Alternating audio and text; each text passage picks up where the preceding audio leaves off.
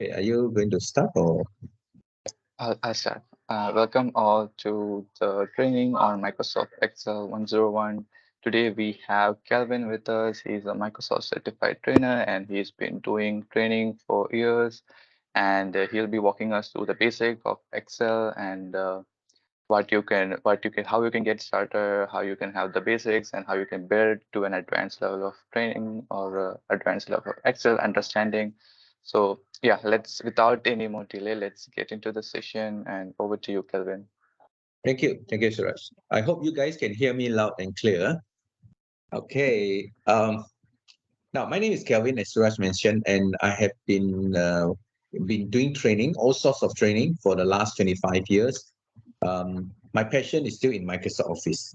Right. After so many different type of training that I've done, I realized that Microsoft Office is the one that gives me a lot of what you call this satisfaction because I can help a lot of people in their everyday work. So I'm out to a mission now. I want to simplify your daily workflow when you're using Excel. There are many people out there using Microsoft Excel for hours just to do something simple, which you can do in just a few seconds or minutes. So what I'm going to do is I'm going to start small. We're going to start a baby step. We're going to do with Microsoft Excel 101, some of the basics. Now, this is the only slides I have, and this is the only one theory, the discussion that we're going to have. We're going to go into the Excel straight away, right? Now, as I mentioned just now, I will be sharing these files with you. So let me just put up the link. So I'll put it into the chat. So take a look in the chat. Okay, this is the link where you can go to my OneDrive and you should be able to see the files from my OneDrive. So just download it into your desktop and you can follow along if you want, right? So if you don't want, you just want to listen, that's fine. That's fine. You can do it after because the recording will be shared to you as well.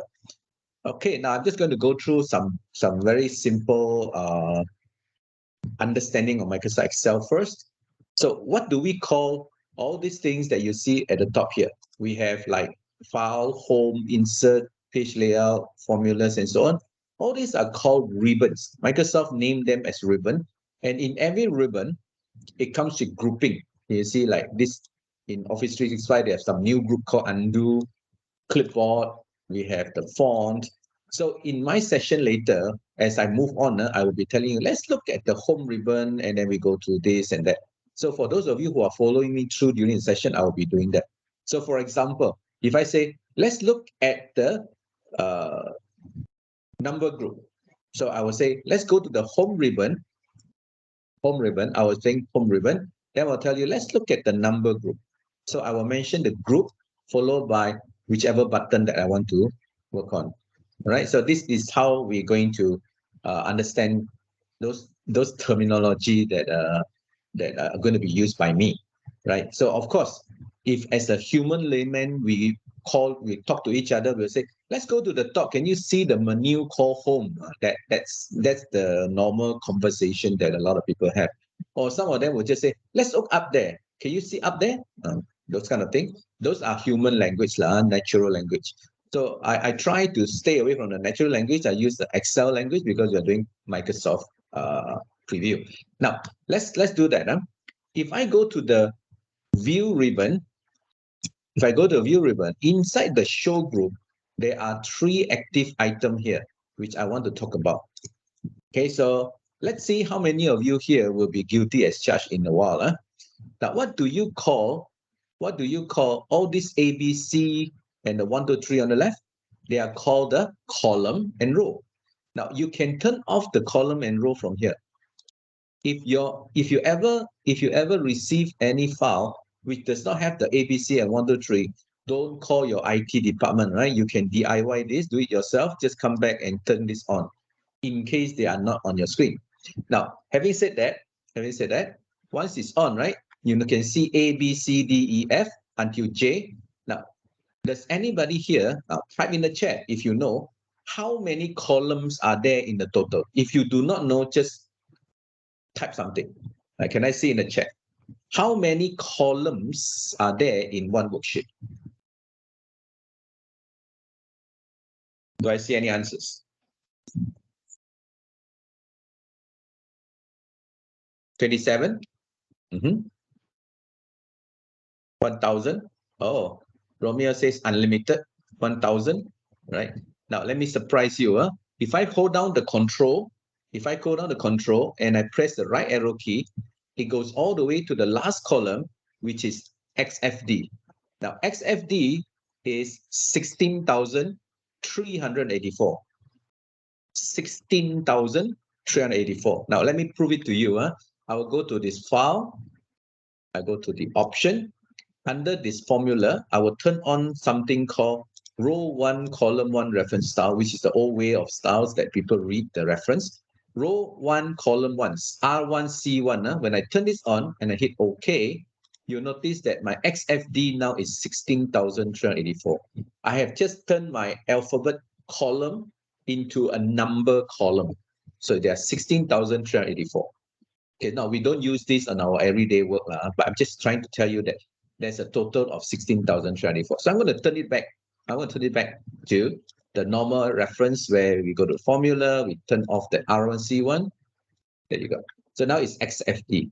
Now, the actual reason why I'm showing you this is, now, let me tell you good news. Most of you here says 60,000, 16,000, 10,000, 20, some of you say hundreds and so on. Good news for you. You have not reached the end yet. You are only 1,000 column user, 100,000 user, those kind of thing. But 100 or 1,000 user. But now that you know there's 16,000 column, good news for you. There's more for you to work with. Now, the actual reason why I asked you to look into this is I want you to know how many rows we can fit in one worksheet.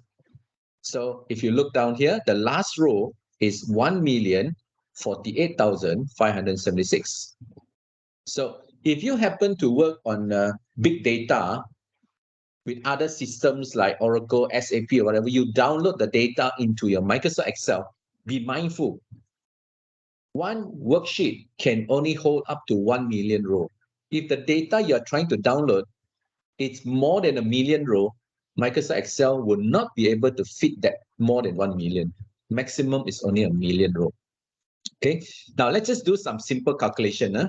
If I do this, 1,048,576, then I have 16,384. So let me just format them nicely. I just click the comma style. Okay, so if I multiply them, equal to this, and I multiply with the 16,000. So this is my row. This is my columns. And then this is my cells. So in one worksheet, we can hold up to 17 billion cells. That's a lot.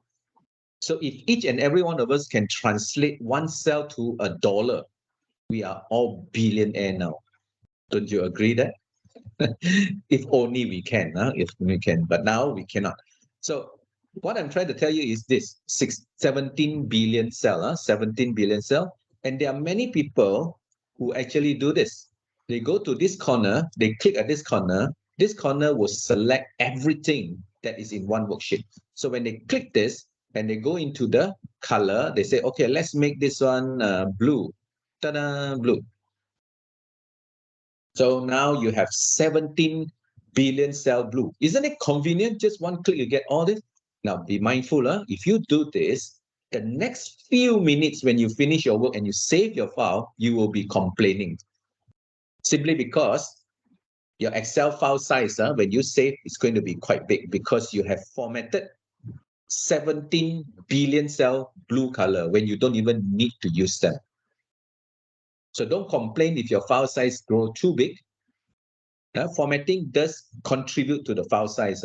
By making it blue color, it may seem like very little, but it does increase the file size. So if you plan to color this, then good luck to you. Your file size will be huge, right? Please do not do that. Always maintain the no fill. But always maintain no fill unless you want to color them. Now, if you try to get rid of this lines that makes the boxes here by changing this and then say, oh, let's make it white. Oh, yay. My worksheet now doesn't come with a line. Now, please do not do that. If you plan to just get rid of this line, you should just go to the view and turn off the grid line. That will do the trick, and you does not increase any file size. Okay, take note. Why I'm doing this is I want to give you the awareness. How huge, I would say, how big is one worksheet? How big is one worksheet? So you have 17 billion cells. And there are many of you here, I believe, including myself. I do this as well. I will click one of the column here, click, and I actually selected the entire column, and I make it percentage style, make it comma style. I insert a conditional formatting in there. Now, if I do all this, then I actually apply 1 million row or 1 million cell into this kind of formatting. I apply the formatting into this 1 million cell. That will also contribute file size. Even though it's 1 million, yet it will. If you only work with one column, then fine. But you work with so many other columns and you do the same for every column, that is going to contribute to file size. So please be aware and please don't do all that. Now, there's 1 million, 17 billion row cells in one worksheet. You can have up to, right here, according to this setting here, see, include this number of worksheets. When I put my mouse over it, it says you can do up to 255. Wait, let me just see if I can get rid of this first. There will be a tooltip that says 1 to 255. Now it's not showing anymore. 55.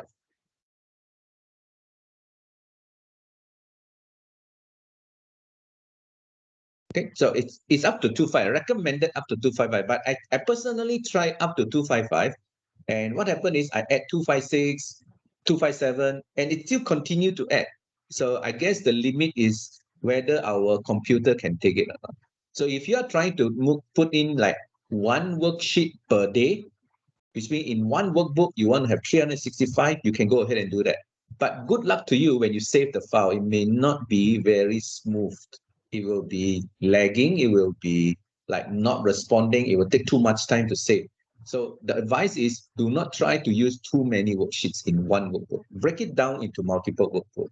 That will work on the file a little bit more what you call it, easier. You let the file work easier and it will be faster. Try not to use too many worksheets. All right, so I'm going to cancel this. It says up to 255. However, that tooltip doesn't appear anymore. Right, so now I'm doing this because I want you to know that's the limit that all of us have. 1 million row, 16,000 column. Right. Now, in this view, we also have something, now I'm turn on my ribbon here. We also have something here called formula bar.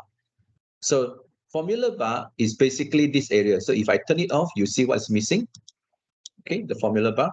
So this formula bar, right, this is called the formula bar. This is called the formula bar. Right. So whenever I mention, let's look at the formula bar, I'm referring to this. Unless if I say, let's look at the formula ribbon. So I actually refer to the ribbon. That's why I say I differentiate it. Ribbon, and this is formula bar. And right in front here, we have something called name box. This area is called name box. The name box will actually tell you where is your active cell at the moment. So my active cell is XEW 148567. So this is exactly where I am now, this cell. Okay, so they will immediately tell you where is the active cell over here. If I click here, you see XES 104857568. Now, if I click inside this name box and I tap A1, it will bring me back to the top. So I don't have to scroll all the way up, scroll all the way to the left. I don't have to do that. I can just click inside this name box and it's like a teleporter. You know, just press that and type, boop, you're there. So if I go to AZ 40,000, when I press enter, I'm in AZ 40,000. So if I want to go back to A1, I just put A1. I'm back. So if you know where you want to go, then just go into the name box and do that. I'm preparing all of you here to understand what I'm trying to say later. So all these are the interface that I'm going to use, right? Okay, so now that you know how many columns and how many rows, and please be mindful not to select the column E and then go to the home and make it comma style, because you are going to do that for 1 million cell all the way down. Don't do that, right? You can write your formula with an E, but you don't format them, all right? So the link is broken. How is that? Can you try? I see.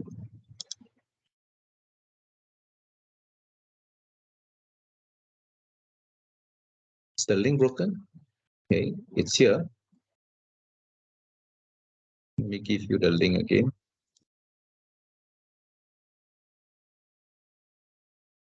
Yeah, let me give you a direct link to this. It's going to be quite long. Oh, you still go back to that.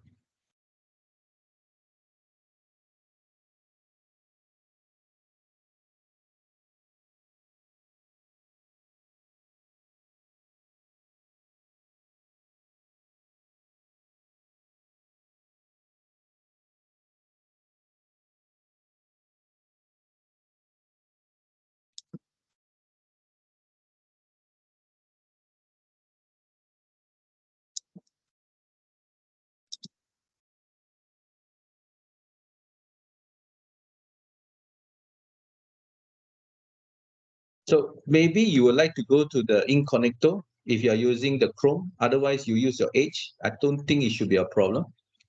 Yeah, the rest of them can use it. So it must be something that is blocking your computer. So why not you go to create an incognito? Just go to the corner here and just put a new incognito window. Maybe you try to click the link, copy the link over. It should be okay. Yeah. So the rest of them says the link is working. So yeah, you have to find your way then. Now let's look at my screen now. Now Excel is a very simple program. When I say simple program, is they don't think too much. And it's just like a human being. You will say this person is complicated or this person is not complicated. So Excel, I'm not talking about the functionality. I'm talking about how it behaves. It's very simple. They only can remember two sets of data. They only know two sets of data. And how do you work with the data? They are actually text and number. Now, this sounds like a kindergarten or a lower primary school kind of information. However, this is really important. This is how it works. If you understand this too, then it will reduce the kind of error you get when you write your formula. And at least you know why. Why is there an error? So I'm just going to go through with you anyway, right? So let's take a look at my E2. If I type 5 or maybe I type that 6,000, okay, wait, let me click here. 6,000. Why did it go there? 6,000. Now, I haven't pressed enter yet. So before I press enter, let me show you what's going on in this cell. This cell is using something called general, and it's actually not using any of those left, center, right. You see, I didn't use any left, center, or right, and it's set to general. Now, general simply means no specific format. So when I press enter, you will notice that the cell, the 6,000 actually goes to the right. So each time when you type a number into the cell, it goes to the right. And if you type in, like, let's just say I use one of your name here. Let's just say I put there Andy, A-N-D-I, right? I saw your name just now, A-N-D-I. So if you type a name, it will stay on the left. So that's the original attribute of the data. When there's a number, they go to the right. When there's a text, they go to the left. Now, if I type here Andy 6,000, they will stay on the left. So anything that is alphanumeric, they will stay on the left. If I put in here apostrophe 002000, and it will stay on the left. So all these are text. Now you must be wondering, why is Kelvin showing me this, right? Now, the important part comes. Pay attention, please. If I click on this button called auto sum, now what auto sum does is that it actually adds up all the value. So when I click this, what do you think is the answer? Can I see in the chat? What do you think is the answer?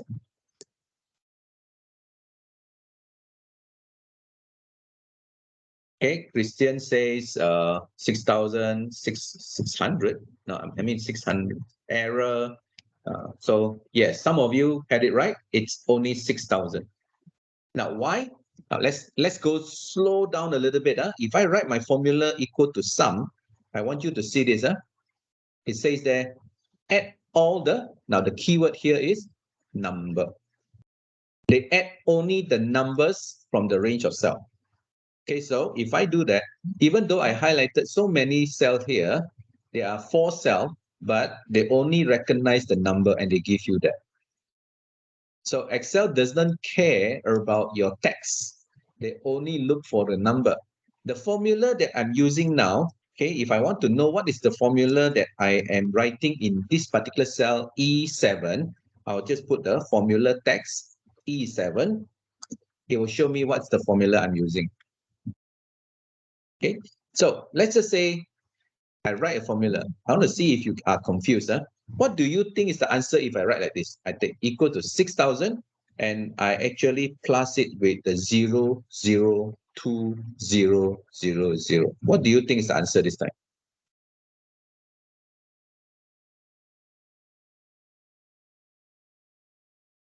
$6,000?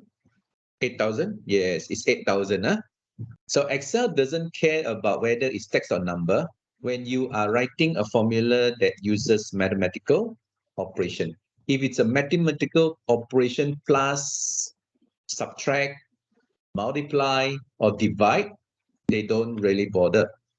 They don't really bother about the text or number. As long as the cell contains number, they will perform the equation.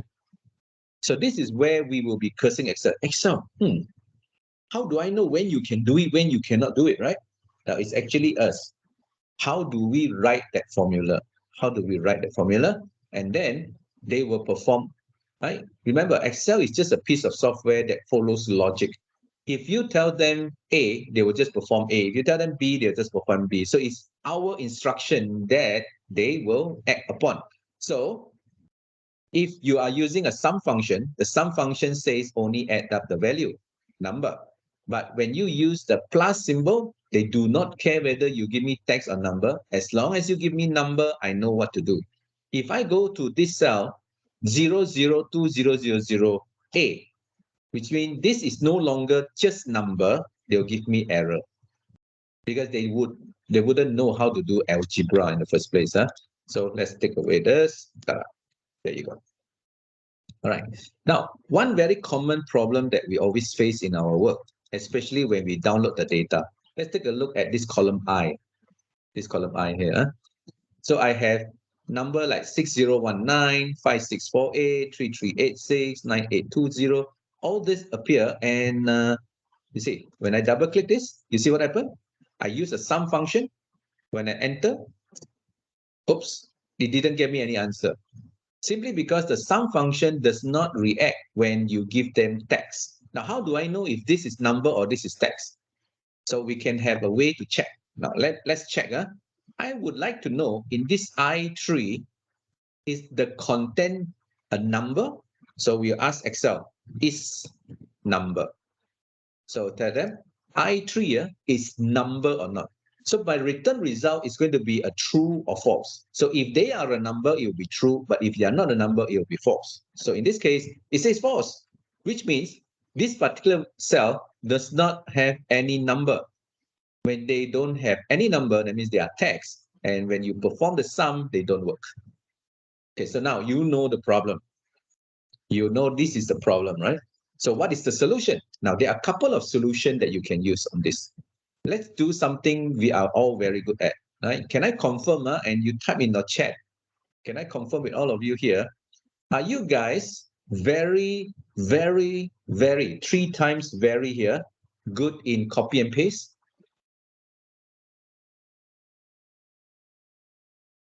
Oh, there are people talking about the certificate.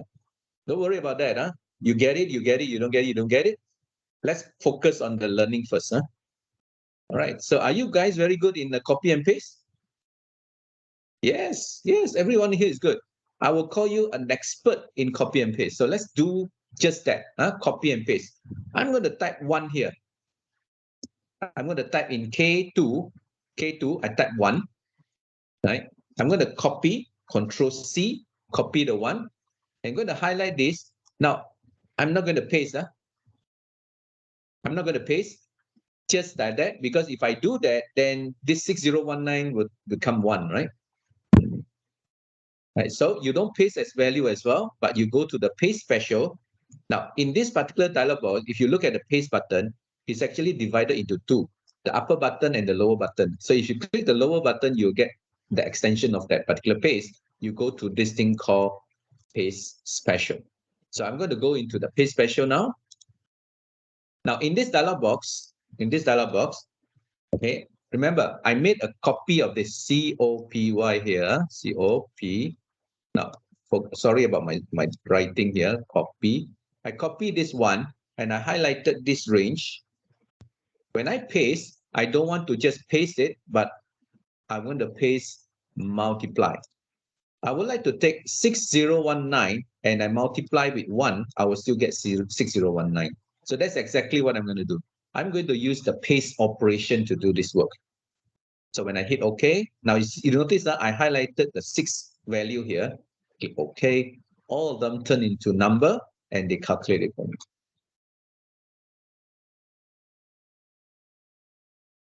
Do you get it? So for those of you who are following me, you notice when I copy and paste it over, I did not paste just the value. I did the operation. I multiply. I take the 1 and I multiply with each of the number.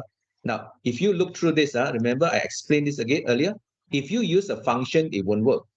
When you use a normal mathematical operation, they will work. So, but I'm not writing a formula. I'm just using a copy and paste.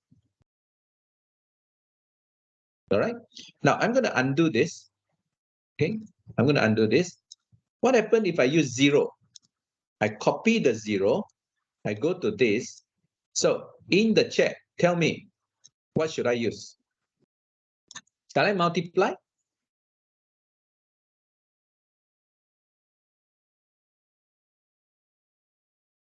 Yes, you should add. Now, not only add, you can also subtract. Right? You cannot divide by 0. In mathematics, there is no such thing called you divide by 0. You're going to get error. So you can either add or you can subtract. Only these two. You cannot multiply. If you multiply, everything will turn to 0. Yeah, you can use add or subtract. So majority of you says add. I'm going to click add. Oh, there are a lot of subtract as well. Okay, good. So anyway, 6019, you add a 0, you still get 6019. 6019, you subtract a 0, you still get 6019. So you see, you still get the same result.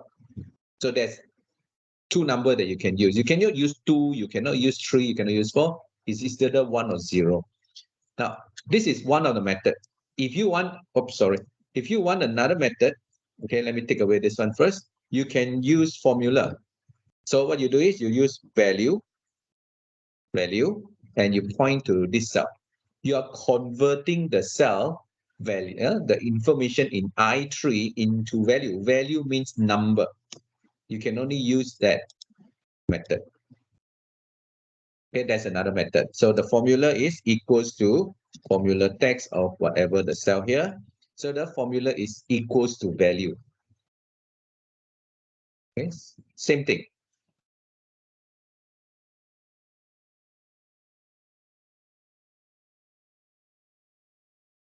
Now, I'm not talking about the apostrophe here. You notice if I click here in the cell, there is no apostrophe. I'm talking about those data that you download from the system. It can be from your text file, it can be your PDF, it can be from your website when you downloaded it. It does not keep the number value, but it keeps it as a text value. So when it come in, you don't see the apostrophe. If you can see the apostrophe, then it's a very easy way. You just go to that green color thing, just convert the number. That's fine. But now, without that green color marker, without the apostrophe, how are you going to do that? Okay, so this is an instance where you don't have other choice, but you have to use this kind of method to do it. Okay, that's number 2, formula. The third one is a lot. Just don't have to do copy and paste, don't have to write value. Just highlight that set of number, go to your data, text to column, and you don't even need to go through the step 1 of 3. You just click finish, and it turns into number. Either way works. Right? There are 3 solutions to this particular problem. All right, I just want to give you guys a kickstart on if you happen to get yourself into such situation, you know what to do. All right, so just to give you some idea about what is text and number and so on. So are we clear how to do some of these things? So the last one that I mentioned is just go to the selection, go to the data ribbon, text to column under your data tools, text to column, and then all you need to do is just click finish. You don't have to do the step 1, step 2, step 3 because you are not playing with any of this delimiter or whatever. Right? This is just converting this text to number. That's all. All right. Now, let's go to the second important information here. All this, I guess you already know. So I'm going to go down slightly. We're going to talk about date this time. Now, date is another critical information in Excel. Most of our report are somewhat related to date. So if let's say your boss suddenly just speak up to you and say, please give me your March report. So that's related to date. Give me a first quarter report. Again, it's referring to date. Tell me what's the sales last week. Last week, again, all related to date. So date is very critical. It's very critical information that all of you should know. Now, in order for you to get the date, okay, in order for you to get a date, you can try to use the keyboard shortcut Control plus a semicolon. So semicolon. So just type a Control semicolon. Let's say I come down to the cell, press Control semicolon. I'm going to get today's date. Today is the 8th of April, 2023. And when I press enter, now it went to the right.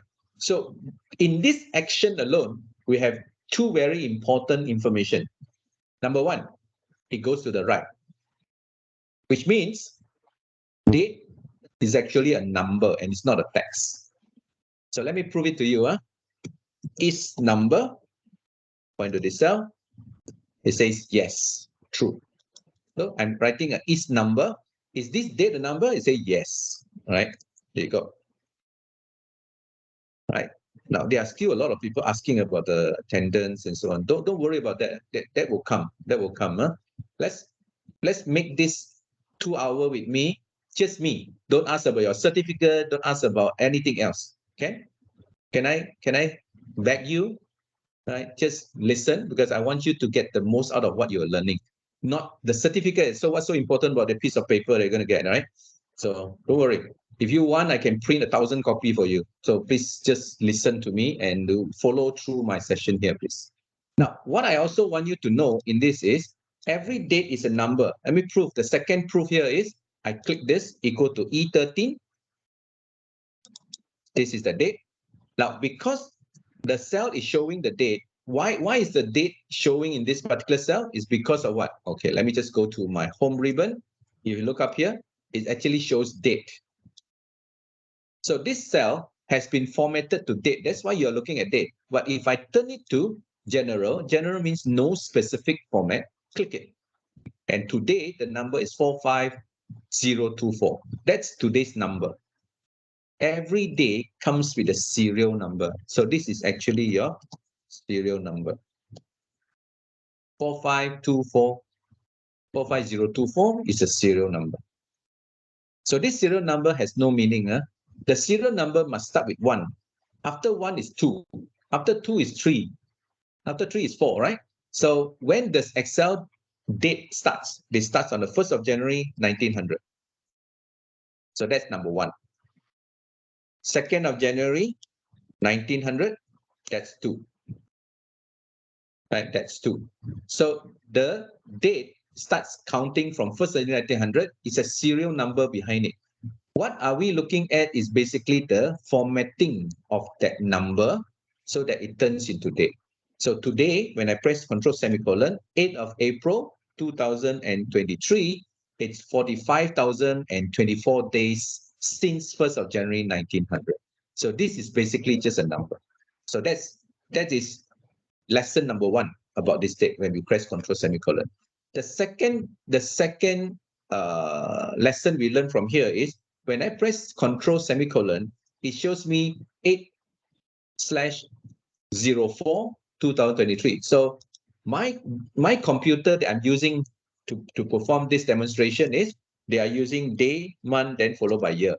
Day, followed by month, followed by year. I know some of you will be using MDY.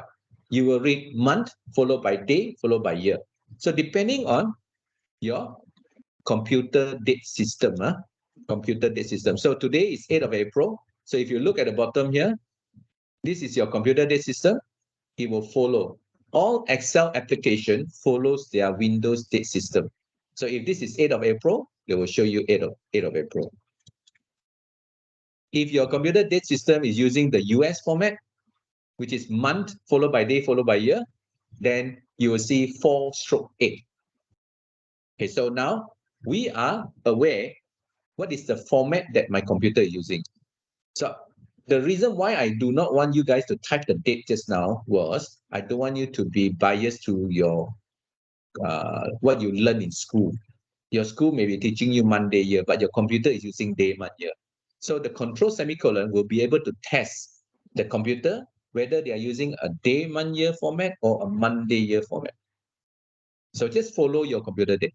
Now, if I use day, month, and year, I completed my work. I completed my work, I saved my file, and I send it to Christian. Christian Clean, I send it to you. And your computer, let's just say your computer is reading month, followed by day, followed by year. When you open up my file, the date will automatically translate to 4/8. It will not be 8/4. Okay.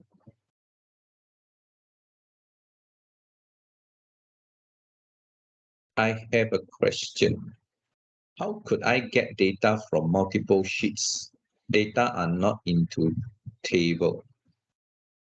Data are not into table. Get data from multiple sheets. There are so many ways. I have no idea. I have no idea what you are asking there, but yes, it's possible. But as of how, we need to look at the data because there is no one way to do all that. It depends on the nature of your data. Okay, so that question is a little bit, there's something a little bit too tricky for me to answer direct at the moment. All right, so now this is, let's come back to this. This is date. Now, let me ask all of you here. Okay, let's just say I ask,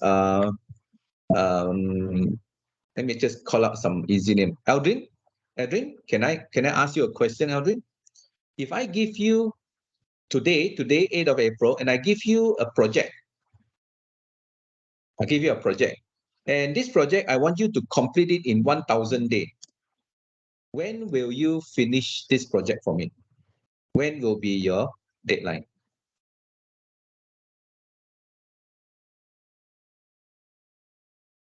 So it's very simple, right? I just take the date. I just add another 1,000. Why is it that I just use a plus symbol and it will work? Because the date is actually a number. So when I press enter, you will finish this right on the 2nd of January 2026. So if I copy this down here, you see that it's 45024 plus 1,000, there'll be 46024. So I actually add 1,000 days to this, and you tell me that 1,000 days from now is 2nd of January 2026. So you must remember the date has to be a date. Now, if you are using like what my computer do, DMY, day, month, year, but you type in there 4/8, the American style. So when I press enter, you notice I'll get a different answer. Instead of 2nd of January, I have to finish it by 30th of April. Now, this is wrong. Today is 8th of April, not 4th of August. You notice the problem now? So without this knowledge, you're going to get yourself into a serious situation, right? So you don't type the date. If you want today's date, just press Control semicolon and look at how the date is displayed. Then from then on, that's how you're going to type your date. Day, month, year, not Monday, year. Okay, so if you want, get your IT guys to help you to set up to day, month, year or Monday, year according to the system that you want. It's all inside your control panel. Now, I'm not going to go there because I do not want you to play around with the settings and it ruin your whole computer. Your computer may have a lot of application that need certain date format. So don't play with that unless you know you have a green light to do that. Okay, but now if everything is going well in your computer, don't change it. Just embrace it, right? If this is day one year, just do it day one year. Don't worry about it. Okay. Okay, you want to go off already? You're asking when it's going to end. So we only started at 11:30. So we have 2 hours. So it should be about 1:30 Malaysian time. Yeah, it's a 2 hour session. So yeah. Now, this is the date, right? Now, what are we looking at here? We are looking at format.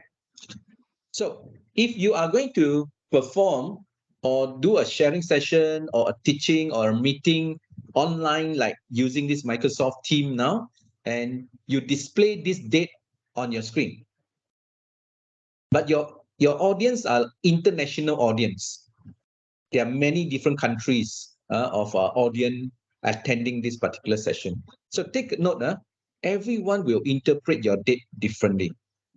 So let's not put your date, display your date, present and display your date in this kind of format. So let's see how we can present our date in a way that everyone will understand.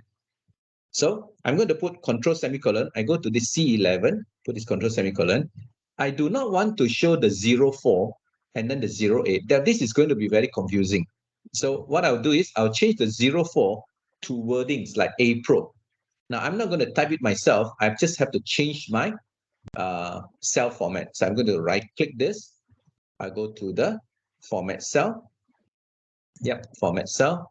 Now, I want to go a little bit further in detail. I'm going to go to custom instead. I can always use this, but I want to go to custom instead. So I want to show you what is the format that they are using by default. This is following your computer system. Day followed by month followed by year. Why am I getting 08? Because there's double D there. Why am I getting 04? Because there's a double M. If I only have one D and one M, the 0 will not appear. Okay, so just to let you know on that. Now, I'm going to make some modification. I'm going to remove this DDMMYYYY. So you see it's 45024, just the same number as I showed you earlier in the serial number. Now, I'm going to do some testing. I'm going to put 1D. So you notice 1D, you get 8. 2D, you get 08. When you put 3D, you get 008. Am I getting 008? No, I did not. So you look carefully, I'm actually getting SAT. This SAT stands for Saturday in short. Okay, so if I do not want it to show SAT, I want to show the full name of the day, I'll put 4D. 1D, 2D is for digit, 3 and 4 is the day of the week. So I'm going to put a comma space, D space, and I'll put M. M stands for month, right? 1M, 4, 2M, 04, 3M, I'll get APR, short name for the month. But if I want the full name, I'll put 4M. Right? Then I will put a space, Y.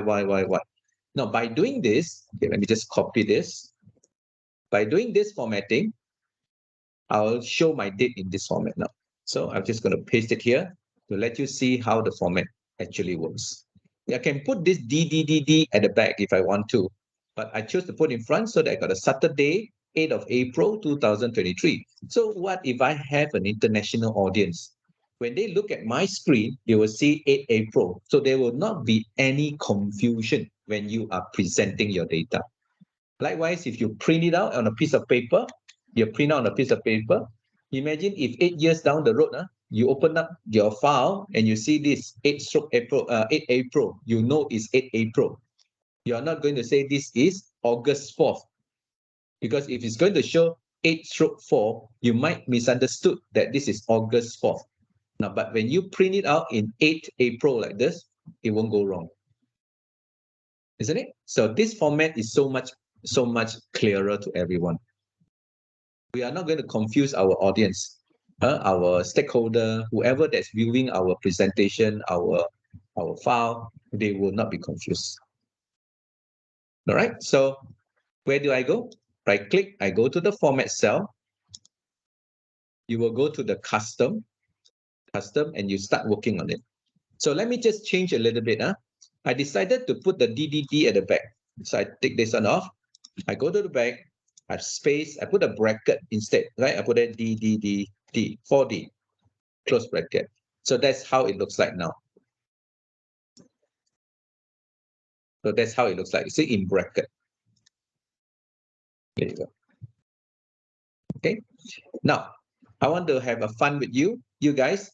If you have your Excel with you, right? If you have Excel with you on your screen, right, and you have already formatted this on your screen, I want you to tell me, right, which day were you born? Were you born on Monday, Tuesday, Wednesday, Thursday, Friday, or Saturday or Sunday? Which day were you born? For those of you who are with your laptop now or your computer now, and you have formatted this, can you tell me, do you know which day you were born? Hey, you Friday, same with me. Mine on the 2nd of 1973. Yes, I'm 50 years old this year. So when I press enter, yeah, I was born on Friday. Me and my mom is in the labor room waiting to come out. I'm waiting to come out to see the world for the first time on the 2nd of February 1973. So that is the day very meaningful between me and my mom. All right. So yes. Now I know which day I was born. So is there anyone Saturday? Oh, Julie, you are on Saturday. So happy birthday to you. We're going to celebrate birthday every week now, not every year once, but we're gonna celebrate every week. There must be a reason for you to celebrate something. So this is going to be one of the reasons. You were born on Friday, Saturday. If it's Saturday, Julie, happy birthday to you. Yes, Sumala, you are also on Saturday. Good. So happy birthday to those of you who are born on Saturday. Very, very good. Yeah, Andy, happy Saturday. So happy birthday to you too. So now you can spend time with your mom, or if family during your auspicious day. Your auspicious day is Saturday. Right. So I hope you understand what I'm going through with you here. So date, again, is a very important information when you present. All right. Yeah. Good. Right now, let's look at number. Let's look at number. Now, when we talk about number, okay, let's just say I type here 8765432 So this is the number that we type in. I purposely type in a huge number now. If we want this number to appear something easy to understand, so usually we will click the cell and we go into this comma style. So when I point my mouse over the comma style, it says there comma style, format with 1,000 separator, which means for every 1,000, Microsoft Excel will break it using 1,000. Right, so I'm going to click this now. See, for every 1,000, there will be a comma. So now when we present this to our bosses, they are very happy. They can read it easily. Without the formatting, then they have to count how many digits are there, right? But when the comma style, it looks a lot easier to understand. So this is a very common formatting that we are using. The formatting that we are using for this, let me just right click, format cell. The basic formatting, if I go to this customer, I go all the way up, I click this. These are all the symbols we use, the hash, comma, hash, 0.00. So you notice this is a sample that we are using. We are using this formatting now. Okay, we are using that formatting. There you go. Okay, so it's like hash, sorry, hash, comma, hash, 0.00. That's the formatting that we are applying to this particular cell now. Okay, when we use a comma style, basically we are using this. So what does this symbol hash and 0 actually represent? Both symbols, now I would consider this 0 as also a symbol. Both the symbol are used to represent number. I repeat, they are actually representing number. Okay, so what does 0 actually represent? 0 means mandatory. Now, if you look carefully, the value that I type inside the cell here is until 321, but I didn't type any 00 at the back. No, I didn't do any 00, but they will show me the 0. So when there is no number to represent, they will display the 0. So this is mandatory. Yeah? Mandatory. Mandatory. Yeah. They must show something. If there's no value, they must show something. So in this case, they must show the 0 because there's no value after the 1. If unless I put there .99, then they will show 99. But since there's no numbers after the decimal, therefore they are showing 0. Okay. Now, do you notice that they are showing the comma in my answer here? Okay, so if I put here 34, and I apply the same formatting, do you notice that the number doesn't show any hash symbol in front? There's no hash symbol in front because this particular hash symbol is optional. Only when there is a number, the symbol will be used to represent the number. So they are always invisible. They are always invisible. When they are invisible, that means you don't see any of the hash symbol in front here. Means you don't see things like this, hash, comma, hash, 34.00. You don't see that. Okay. You don't see these two symbols in front because there's no value for them to represent. Only when the number moves far more than 100, that means it went into 1,000, therefore it will bring out the comma. This comma, right, appear because of these two symbols here. These two symbols, because of them, the comma can appear. But if you look through, doesn't come with any comma because the number is less than 1,000. Only when it's more than 1,000, you see a comma. So what happens when it's more than 1,000 or 1,000? Then you see another comma, and they keep on going. So this is 87,654,384. Okay, so just to give you some idea. Okay, now, what happens if I tell you now, okay, listen, what happens if I tell you now, when you want to present this information to the big bosses, the directors, okay, the shareholder of the company, they do not want to read this long 13 character. When I say 13 means you see 8 plus the 0, 0 become 10, and there's a comma, and dot. So altogether, there are 13 characters. So you will notice that in most of the directors' report, in your shareholder report, they don't show long digit like this. They will show the number nearest to the million. So for example, I want to show this in 87.7 million. I would like to show this set of number like this, which means I want to convert this set of number to look like this when I present it to my bosses. Okay, I want to display this. Now I can't type the 87.7 M myself because it will become text. Because of the alphabet, now this is no longer a number. Therefore, how do we approach that? We will use the formatting. Because I'm going to right click this for myself. Okay, I'm just going to use a custom again, the same one that I used earlier. Okay, over here. Now, notice that I only need one decimal place. Therefore, I don't need two zeros here. So I'm going to remove the 0, one of the 0. Now, in every 1,000, there will be a comma. But since this number is in million, there's 2 comma. So after the 0, now I want you to pay attention to the sample if you are with me. You pay attention to the sample. If I put a comma after the 0, it will round up to the nearest 1,000. If I want to round up to another 1,000, I put another comma.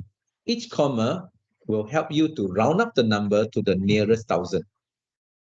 So since I have million, I have 2 comma, so I put 2 comma, and I put an open quotation, M, and close quotation. So let me just copy this. Okay, there you go. So that's the formatting that I'm using. Oh, what a long text.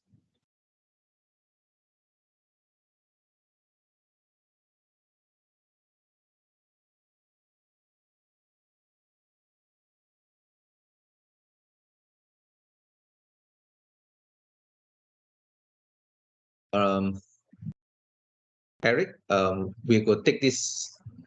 We'll take this some other time. You can contact me. I'll try my best to help you on that. But right now, I have my content that I would like to complete within this 2 hours. So I hope you don't mind. You can contact me privately and we will talk about that. Right? I need to look at your data. By just reading this, I won't know what you want to achieve. Right? There is no one click button that I can help you solve that. So I will need to see the data in order to give you the best solution to that. So sorry about that, Eric. Hope you understand.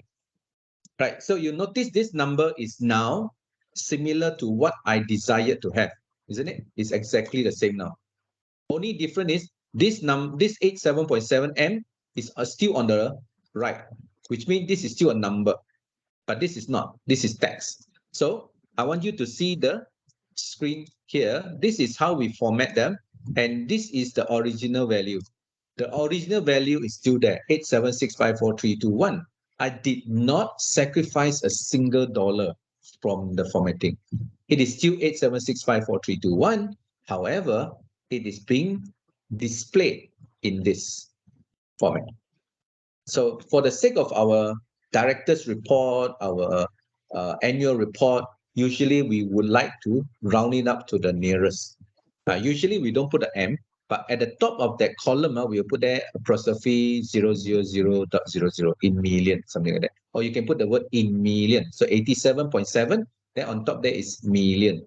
Then everybody know that you are talking about millions. Now, please don't type 87.7. It's going to be $87.7. No, this is 87.7 million. The number is in million. Okay? So that's the formatting. That's the formatting. So how we do that is we can set the condition to format it ourselves. Now, in this example, I'm just going to tell you that in every cell, when we format, they come with default cell number format. So the default, every cell comes with 4 formatting, 3 for number, 1 for text. So we have positive number, negative number, neutral, and text. Neutral and text. So let me just go through this over here to this side. Let's take a look at this. A very simple table now. If you are presenting this report to the stakeholder, right? If you are presenting this kind of information to them, so they will have to read the number and they will have to careful looking at the minus symbol in order to know that this is a negative, positive, 0, then positive again. Now, what if I tell you that whenever it's a positive, I want it to become green. Whenever it is a negative, I want it to turn red. And whenever it's a neutral value, I want it to turn blue. Okay, 1, 2, and 3 different color. So how can I format this? Okay, so this is how you put it. Remember, the first number is always set for positive, second negative, the third one is neutral. So this is how we're going to write this. This is how we're going to do it. So I'm going to double click this, copy. So I highlight all this, format cell. I just replaced it. So what I'm doing is I'm telling Excel, if the value is a positive number, make it blue. If this is not blue, positive number, make it red color and put a bracket around it to show that this is a negative value. And if not, then green. Oh, I say the other way around, blue and green. Okay, never mind. You know the drill. You can put green here, you can put blue here. Now it doesn't matter. So when I hit OK, you see there will be in different number, different color. So if the last one here, this is not 60 and this is 76, this is not 60, but let's just say this is 90. Okay, sorry, 90. So there will be a negative. When it's a negative, it comes with a bracket red color. So that's the formatting that I'm using.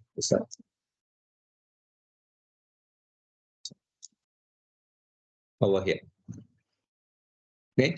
Now, if you don't like the blue, you don't like that green, you can change it to the color you want. You notice that the next line here, I say color 23. Now let's look at the cell. Color 23, this is the blue color. Color 10, this is the green color. Now I don't like this green, I don't like this blue. So I can change the color based on the code that I give you. This is actually a picture. This is a picture. What I've done here is I sort of like created this spreadsheet to show you that each cell can hold up to 56 color. So each number represent a color. So if you put 1, it's black. If you put 2, it's white. Now, basically, the first row, it comes with a name. It's actually red, green, blue. Sounds familiar, right? RGB. Then CMYK. Cyan, magenta, yellow, and black. And the second one, why is there nothing? Now, it's actually white in color because my background is white, you don't see. That's why I have the second table here, which is a darker color. You see the white. So depending on your cell, if the cell has a dark color, you would like to look at the second table here and see which color is much more outstanding. If you have a white color background, which color is much more outstanding? You can choose the color as you go. Now, because my background is white in color, I will just focus on this first table. I would like to use color 23 for blue. I would like to use color 10 for green. Now for red, unless I want to change it to a different red color, I'll do that. Otherwise, I will just use the red. So I can put there color 3. Now, of course, if I don't want to put color 3, I can put RED. That's okay. Now, only the first row comes with name. The rest of this, I do not know how to spell the name. I have no idea what are their names. So we go by number. If you want color 9, is this brown color. Color 10 is this green and dark blue. I do not know what color is this. Purple. And there are so many tints of purple. You choose the one that you like best. So if I want to change, I don't like this blue, I don't like this green, I want color 23 and color 10. So let me just highlight this. Now I've given you the code already. So I just highlight this. I click format cell, I just replace it. There you go. So now it's a much mature blue and green rather than the earlier color, which is very fluorescent blue, very fluorescent green. Now they mellow down a little bit, not so striking anymore. Are we okay with this? Now, for those of you who have the file, right? If you have the file, so just follow through. Okay, I have a question. So earlier you said that formatting is wait, went too far down already. Applied for the 1,000. So lower than 1,000, is it going to be green or it stays black? Wait, you said applied 1,000. So no, I didn't. This one doesn't come with any condition. This one is like positive, negative, 0. So your question here is earlier it said that the 0 applied to the 1,000. No, it's not applied to the 1,000. The symbol that I mentioned just now, all this hash, comma, hash, 0.00, this is the common formatting that used for all number. So whenever the number is more than 1,000, then you will see the comma. So this is the common one. There's no, it doesn't say that it's only for 1,000. No, it will show the comma when it's 1,000. If the number is less than 1,000, then they will just show the number without a comma.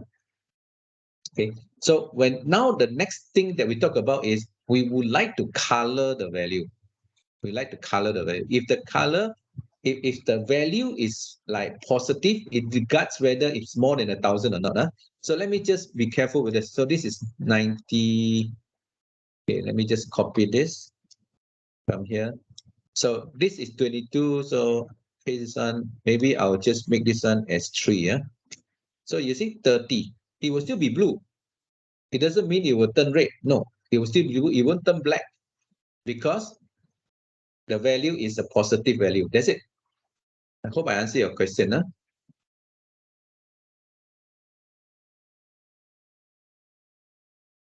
Okay, what other question? Are those the default set of color? Yes, they are.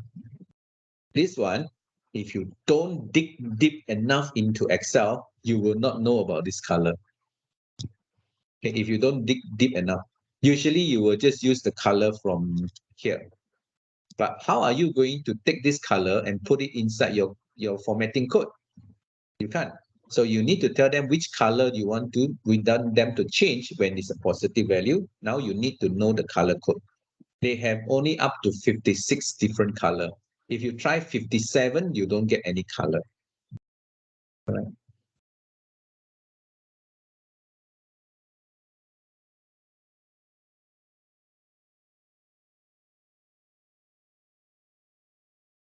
Yeah, still question about the certificate. Huh?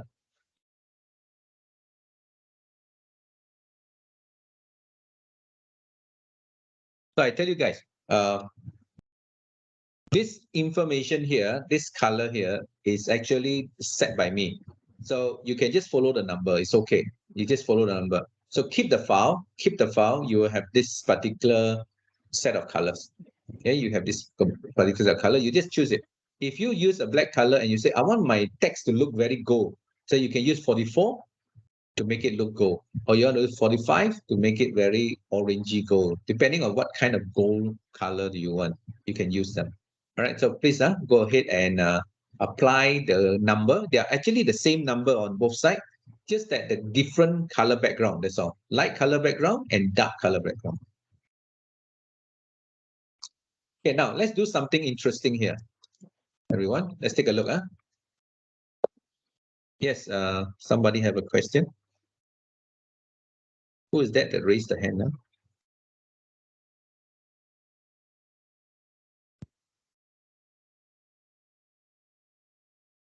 Suraj, are we supposed to take the question now or when? Are they?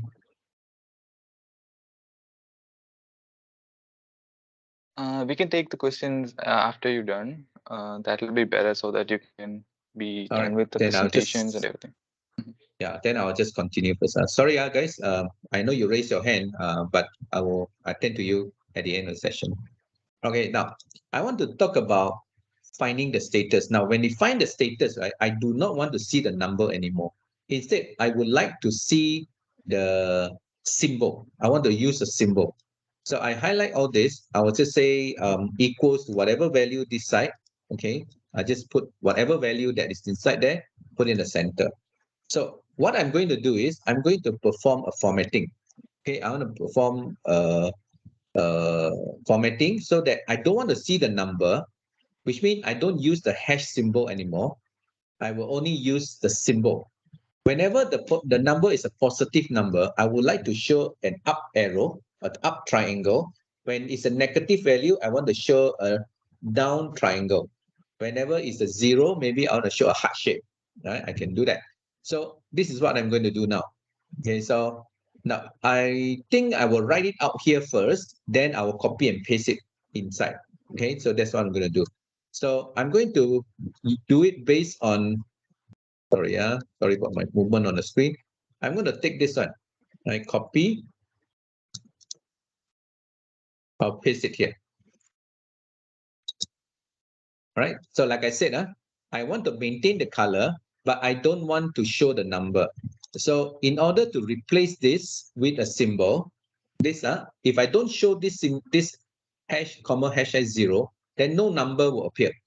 So I'm going to change this into a symbol. I'm going to delete this, and I'm going to insert a symbol by using the Windows emoji.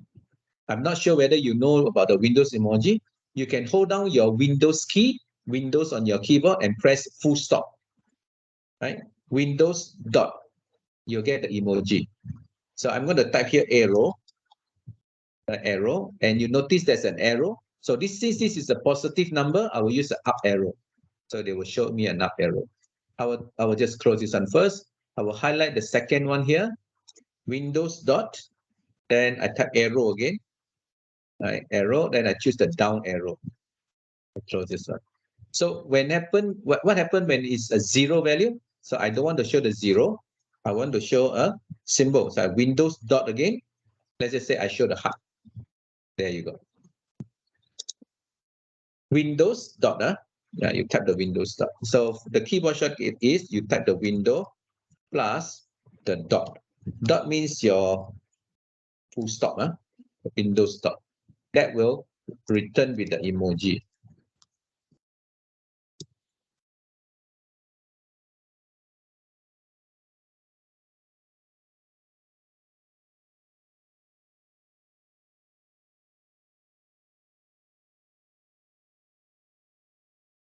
Okay, the Windows dot is not Excel's feature. It's never an Excel feature. You can use it anywhere.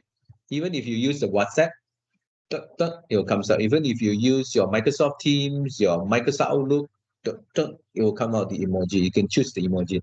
So what kind of expression you want, you just type it out. They will go to the list, and then you can just pick and choose from the list. Windows dot, yes. Now that since I have done this, I will just highlight everything that I want, copy, go into this cell, right click, format cell. When I go into the format cell, I will just replace whatever formatting that I have here with the latest one that I typed in here just now. You notice I do not use the hash or zero now. Therefore, when I hit OK, there will be no number. It's actually showing the symbol. Okay. Now, if I change some of this value now, all right? So this one, I change it to let's say I change this one to 6-1, right? 6-1. So it's this. If I change this one to 5 originally, so it went up again. There you go.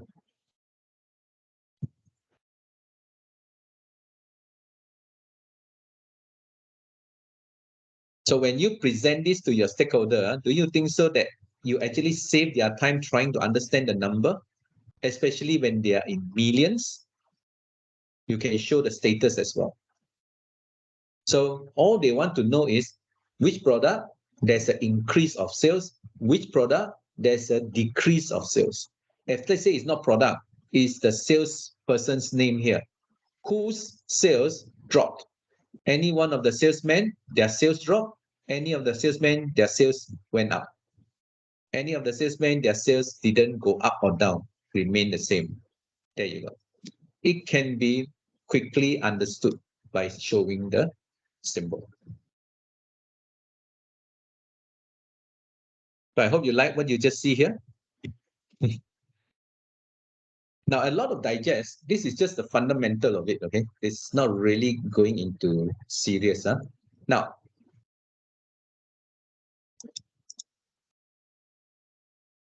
because I only have 2 hours, you notice I speak very fast.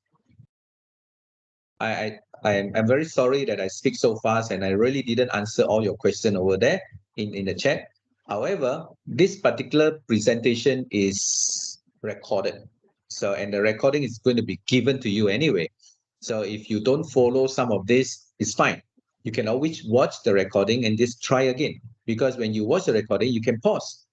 At the moment, you cannot click pause on me. You cannot do that, right? So let me just continue talking first. You can always revise using the video recording later. Right. All right, so I'm going to go to a little bit more intense one. This one, okay, right? You're using the default positive, negative, neutral, and text. Now, I didn't mention much about text because we are dealing with numbers. So let's go to the left-hand side again. This one. Just now, we are using the default. Now, let's come back to this. Okay. If the value that we are working on are in million, therefore, it shows this. However, if the value is only 38,291, I just hit some number on the keyboard. Let's see what happens if I press enter now. It shows there 0.0 billion.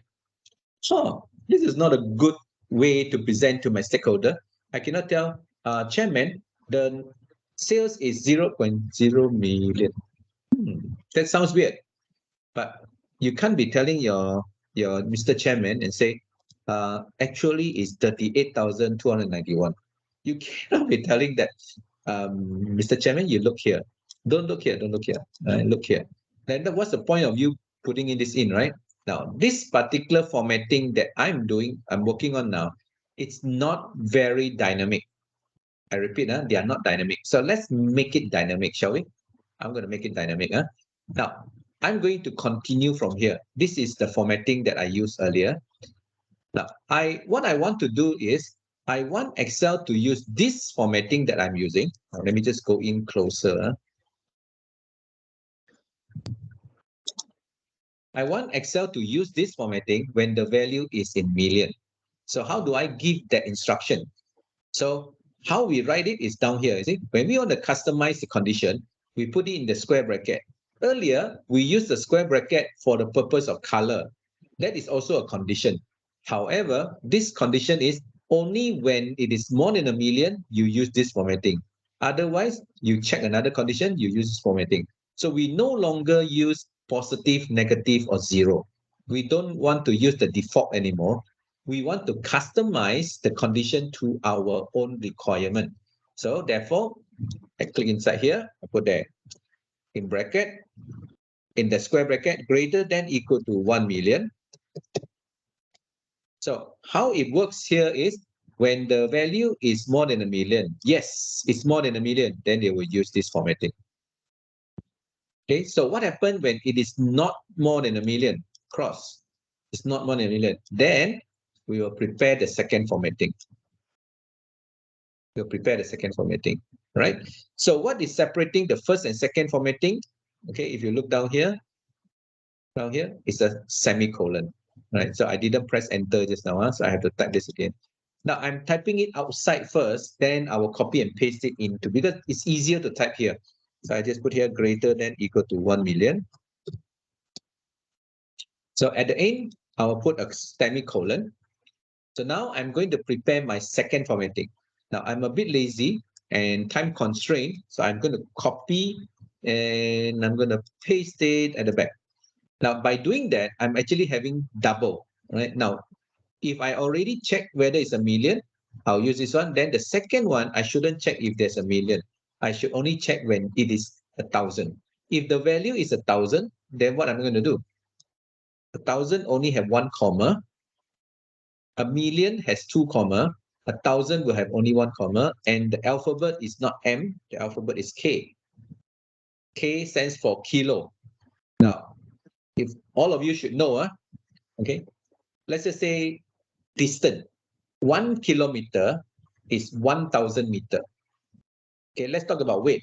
1 kilogram is actually 1,000 gram. Right? So K represent 1,000. That's what most people use the K for.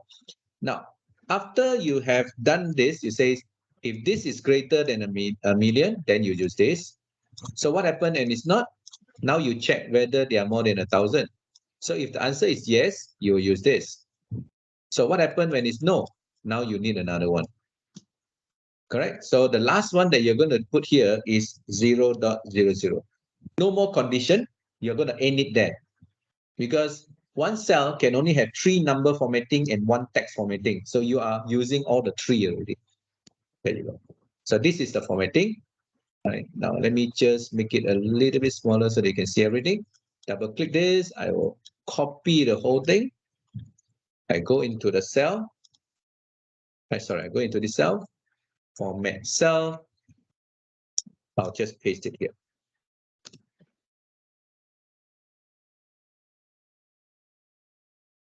In case you can't follow what I'm writing here, I paste it into the chat. You can copy from the chat and put it in there.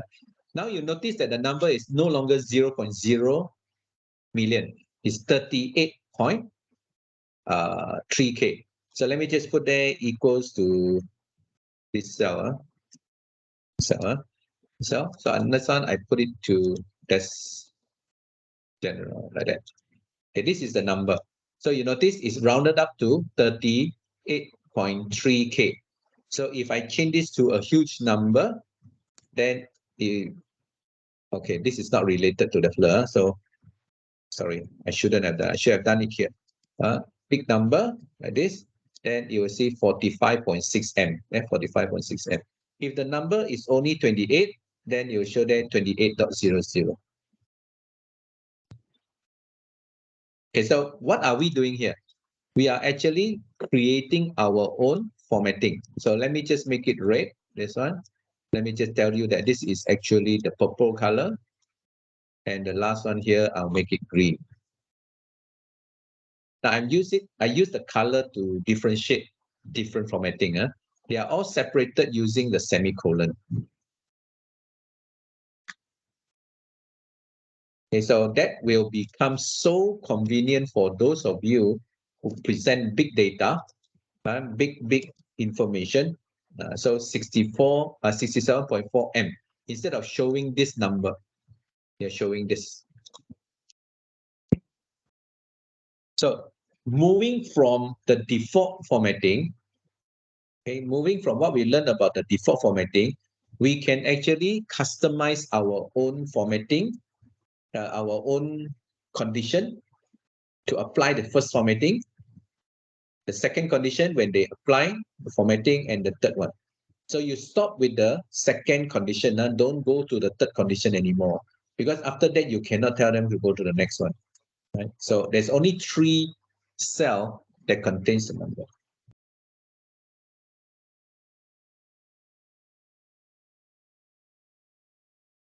Right? So that's the very, very basic. Now, in most of my classes, when I teach Excel, right, now this is my very fundamental information that I give to my audience. And I do a lot slower than now. Sorry if I go too fast. Usually I go quite slow because I want my student who is in front of me understand what's going on. Now is a one-way traffic, that's why I'm going a little bit fast. Okay, so I see a lot of comment in the chat. You guys are great. You guys are awesome. Now I hope I have time to actually answer all your questions that you posted. Suraj, you're going to summarize it for me. What are the questions? All right, Sure, now I'm going to move. Okay, I'll just move on. You see, I have a few other worksheets here. I have about another 40 minutes to go. So let me show you the next one. Now, all these are quite generic in whatever you do every day. So let's take a look. If I want to know for the product number 1, what is the total? Usually this is what we do, right? We will just click auto sum and then enter, we get the answer. And what happened is when we just copy it down. Now let's slow down and understand what's just happened, right? So I'm going to zoom in. I'm going to write a formula text over here. Now this is for me to explain to you. Now the first formula I have written here was equal to sum D3 to F3. Now this is the reference. So the next few topics that we're going to talk about is more on Excel referencing that we use for formula. So we are talking about D3, F3 now. Okay. So this is what we are using currently. And then later, after that, I drag it down. I drag down. And you notice that it gives me different answer. Now that's because it no longer actually count or calculate the D3 to F3, but it went to 4. Then it went to 5, then it went to 6, all the way down to 13. So each time when I copy this down, the formula, the reference moved from 3 to 4 to 5 to 6 to 7, all the way to 13. And why are they moving 3 to 4? Because the direction says, okay, the direction says from top to bottom like this, right? Therefore, number 3 will move down to 13. Row number is changing because you are copying down, the row number is changing.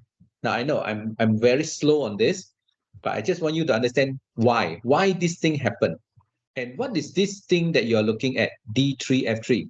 They are basically the reference type called relative reference.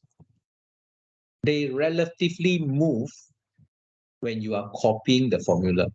You copy from one cell to another cell. That depends on how many columns did you move, how many rows did you move. They will relatively just move the reference. Okay. So you have already experienced what I shown you here, which is like you are copying the formula down. Okay, so now the row number change. If you have a total down here, you copy to the right. So let me just put the formula text, this cell. Now you take a look. Okay, so what happened is when I copy from this cell to the last cell like this, copy it over, I'm actually changing from D to E, E to F, F to G. So what is changing? The column is changing. Notice that?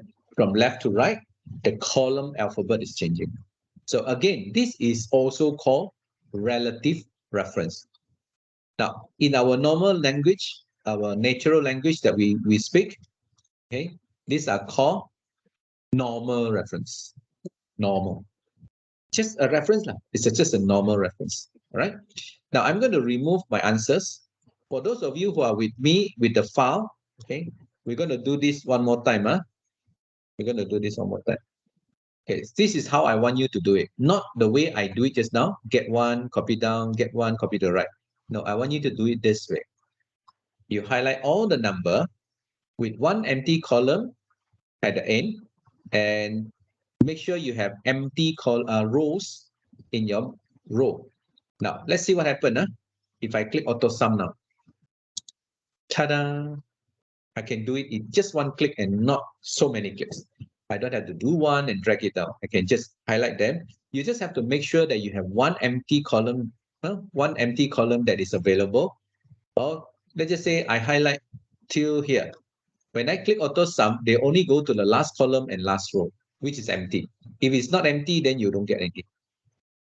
Right. So I know I want to get a total in column G. I know that I want to put a total in row number 15. So I just highlight this, auto sum.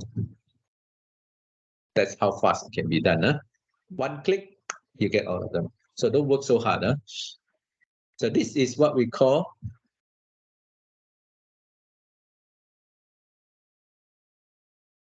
okay, we still have question on attendance. Anyway, so relative reference. Relative reference. Okay. Now, the next thing that I want to talk about here is the second type of reference. Okay, so I need to know this first product, DSR 100 ml, which fetched 25,938. Actually, this 25,938 is how many percent of the grand total? So I'm going to tell Excel. Now, before I write the formula, I just want you to know I formatted the cell to percentage. They are not automatic. By default, they are general. So I modified them and I changed it to percentage. So now I can write my formula. 25,000 divided by this 242,000. So both references that I'm using now is a relative reference or the normal reference. So when I press enter, yes, I get the answer. Okay, so let me just show you the formula again. Formula text of this cell. So G3 over G15, fine. So if I click this and drag it down like what I did for the total earlier, now I'm going to get all error. So let's find out why. Because you are using something called a normal reference or relative reference per se, you will notice that the G3 will change to G4. G3 will change to G4. And your G15 is now to 16. And so happen your 16 has nothing in there. Therefore, you are dividing by 0. Remember earlier I was discussing with you, you cannot divide by 0. In mathematics, there's no such thing as you are dividing by 0. Because the cell is empty, Excel will define it as empty as 0. Therefore, you get all this error. So it looks like this formula that I have written up here cannot be dragged down by copying it. You cannot do that.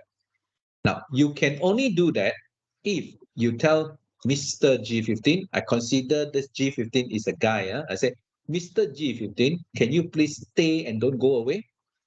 Then Mr. G15 have a dialogue with me and say, okay, I'll do that. Just pay me. Now, what do you mean by just pay me? So I'm going to press my F4. You see, it comes with the dollar symbol. So G15 is demanding for money before they actually stay. All right, so we give them. You see that? We go down. So why is this G15 not moving now? Because G15 is so busy counting the money that they are not going anywhere. But if you look at G3, G3 doesn't come with money. So G3 will just move on. Right? So you add on the dollar symbol, they will stay. Just like every single one of us in this world. Why do you work for this company A? Because they still pay you salary. If they stop paying you salary, are you still going to work with company A? No, right? You'll move on to company B. Maybe company B pay you more than the company A. When company A stop paying you, that means you have to move on to another company. But because they still pay you, the dollar symbol is still there, then you stay. So that's how I explain, what do you call this? Absolute reference.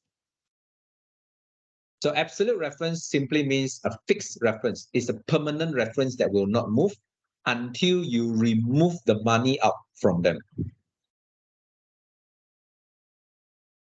Okay? Karen, you give them the money, they will stay. Just like any one of us.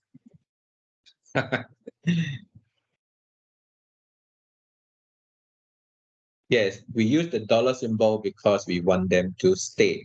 We don't want it to move. So if you look at the reference now, dollar G15, it didn't move a single cell because of the dollar symbol. Right? Now, basically, there are three different types of reference, but so far, my example, I will only show you relative and absolute. But I'm still going to explain to you the next one. Huh? So let me just zoom into this to see this formula. Okay, wrong one. Here. This one. All right. Now listen. Sorry, something went into my eye. Okay, listen. Try and remember this term. Everyone, try to remember this term, this particular sentence. Money come first. What does it mean by money come first? Money come first means show me the money, then I'll do the work. Okay, so you notice that the money come before G. The money come before G. That means you tell G, this is your money. Take it. You notice that money come before 15. So you tell 15, this is your money. So if G and 15 both have the money, then that is an absolute reference. That will be an absolute reference. However, if you only give the dollar, $1 here, so this dollar, remember, money come first. So the money don't belong to G, but the money belongs to 15. G does not have money, dollar symbol there, which means if I copy my formula from left to right, then the G will go to H, I, J, K, and move on, because G doesn't have dollar. But when I copy the formula down, the 15 has the money, the 15 will stay. You get it? So there are situations where you see, hey, how come there's no $2 symbol? There's only one. So observe where is the dollar symbol. Remember the term, money come first. So if the dollar symbol is in the middle, which means it actually belongs to the 15. So if I press F4 again, you notice now the dollar belongs to G, which means now if I copy from left to right, it will not go anywhere. It will still remain in G because G has the dollar. But the 15 now is without the dollar, which means if I were to copy up or down of that particular reference, it will go to 16, 17, 18, or 14, 13, 12, 11, 10, and so on. Depending on which direction you copy, is it up or is it down? So the 15 is now flexible and free to move around, but the G is not.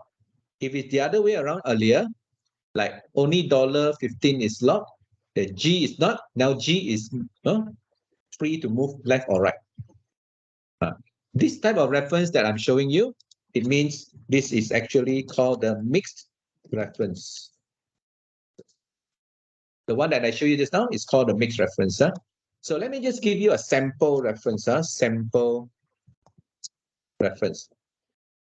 Relative reference, they look like this, A1. Absolute reference will look $A, $1. Okay, so for mixed reference, it will be A$1, or it can appear as $A1. So this is just a sample reference for you to see. Remember the term, there are two terms there, right? One of them is money, right? You put the money. The other one is money come first. Money come first.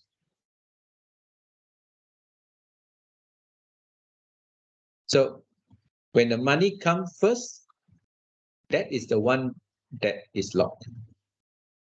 Money sign must come first. So these are some of the things that you should know about this. So just add the dollar into your reference, then that will work.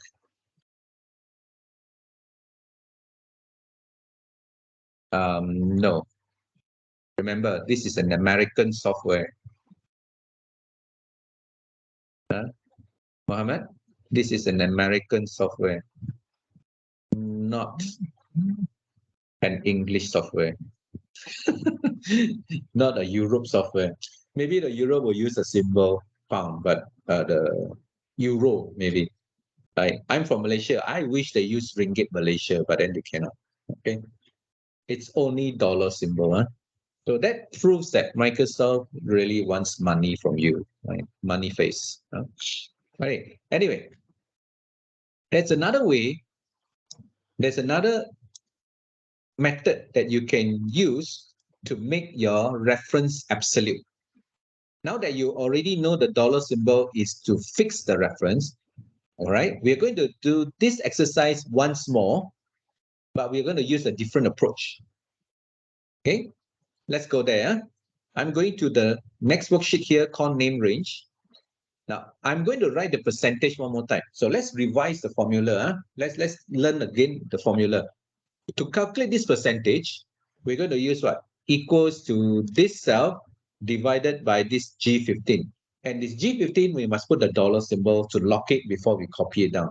Am I right? So we know that this G15, this cell, 242,000, the G15, is supposed to stay and don't go anywhere. Now, earlier, we give them the money. We give them the money. So this particular person, this G15, is a contract worker. They work, they get money. They don't work, they don't get money. But in this example, we are going to absorb this contract worker and to be part of our payroll. We make this contract worker a permanent worker. So we will give them a title. So we tell them G15, from now on, you are a permanent staff and your name is Total. So I go to my name box, I call it Total. I give this cell G15 a name. Where did I go? I go to the name box and I type this name, Total, which means G15 now has a name and the name is called Total. All right, so let's take a look. Yeah, equals to, I'm going to write the same formula. No, I'm going to use my mouse. I click G3 and I'm going to divide it by the G15. By the time when I click G15, no G15 to be seen anywhere. You see Total, because this particular G15 has a permanent status now. I'm a Total. It's very proud of the title. Ta-da! I get the answer. And I just have to copy it down. I'll get everything. I don't get any error message. All right, so let me put the formula text here. When you give the cell a name, that name is permanent until you remove them. So you notice you don't have to put the dollar symbol anymore. You just have to name the cell, and the cell now carries the name until you sack them from the company. Okay, you give a name, they will be permanent. So now, how do we sack this Total? This person, this G15, how do we sack this G15 from the company? We have to go to the HR manager to do that. Now, what I mean by the HR manager, you go to the formula, This is the human resources manager. You see that? Name manager. So it's inside your formula ribbon under the defined group name, the name manager. So if you look in here, there is this name called total. So these are all my employee. If you don't want them anymore, just delete it. Just give them a letter of termination. Bye-bye. Kind of thing. All right. So letter of termination. So if you feel that, hey, I want to give this person another name, you don't want to call it total, you can go to this edit and you give them another name. Okay. So I'm going to click on this total now. Okay. I want you to pay attention, total. And if you look down here, basically we are still giving them money, but as a payroll. In our system, this is the payroll. But just now, the dollar symbol is exposed to everybody, right? Now we don't expose the dollar symbol, but we will show instead of the name. So in reality, this is how it works. The name is actually used to represent that particular cell, so that we human can remember that reference easily. Do you guys understand what I mean? All right. Now, let me tell you the good news here. Let me tell you the good news. If I am not in this worksheet, I have a new worksheet. So I click a new sheet here. Okay, I put it right at the end. New sheet here. And I go to this empty cell. So my boss asked me, hey, can you tell me what is the total sales? What is the total sales? So the total sales is actually the 242,000, right? So you just have to come here and say equals to total. Equals to total. When you press enter, you have 242,000. Do you notice I don't have to remember the actual location of the file now? I just use equal to total. So the formula that I'm writing is so much human now. It's very human already. It's very English, it's very human. It's no more technical term. I don't have to write here equals to the name range G15. I don't have to write the formula like this anymore. See, it's the same answer. It's the same answer, but different way of reading it. The second formula that you see here is not human. It's computer language. But this one is human language. Oh, this is equal to total.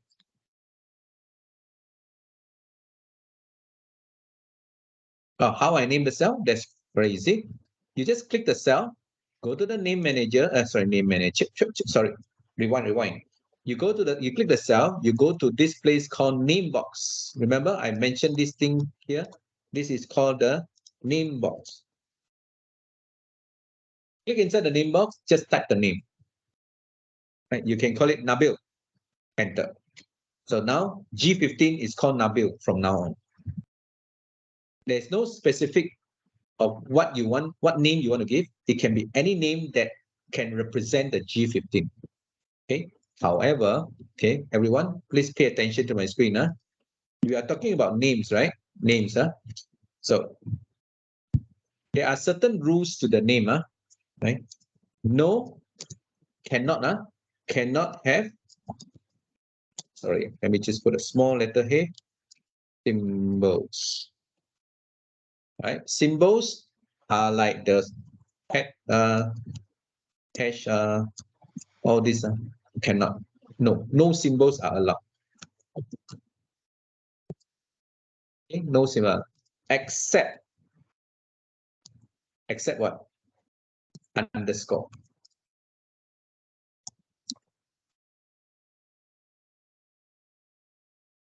Except underscore.